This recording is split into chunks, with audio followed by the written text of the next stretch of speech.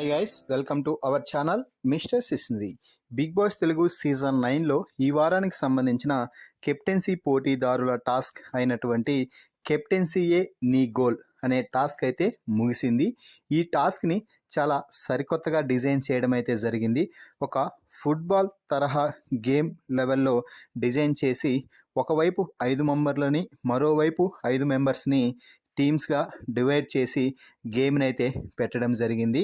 అయితే వైల్డ్ కార్డ్స్లో ఉన్న నిఖిల్కి ఒక స్పెషల్ పవర్ అయితే ఉంది. అది ఏమిటి అంటే ఎంట్రీ ఇచ్చేటప్పుడే అతనికి క్యాప్టెన్సీ కంటెండర్ డైరెక్ట్గా అయ్యే అవకాశాన్ని కల్పించాడు బిగ్ బాస్.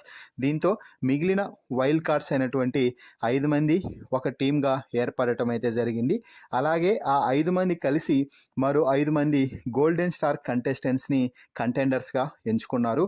ఆ 5 మంది ఎవరు అంటే సుమన్ శెట్టి, భరణి, దివ్య, సంజన, తనుజ. ఇక ఈ 5 మంది అలాగే ఫైర్ స్టోమ్ 5 మంది కలిసి కెప్టెన్సీయే నీ గోల్ టాస్క్లో అయితే పోరాడటం జరిగింది.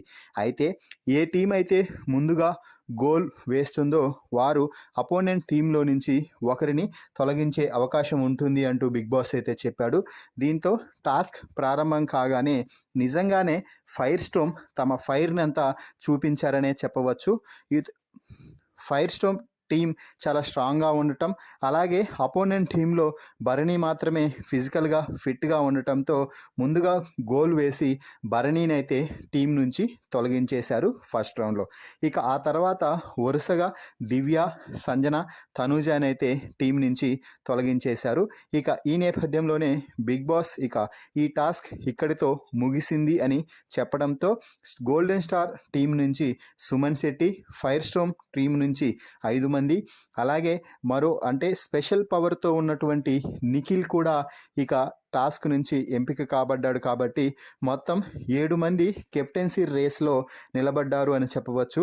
మరి ఈ 7 మందిలో ఎవరు ఈ వారం కెప్టెన్ అయితే బిగ్ బాస్ హౌస్కి బాగుంటుంది అని మీరు భావిస్తున్నారో వారి పేరుని కామెంట్స్ రూపంలో తెలపండి. అలాగే మరిన్ని బిగ్ బాస్ లైవ్ అప్డేట్స్ కోసం మన ఛానల్ని చూస్తూ ఉండండి. Please subscribe our YouTube channel mister సిస్నరీ.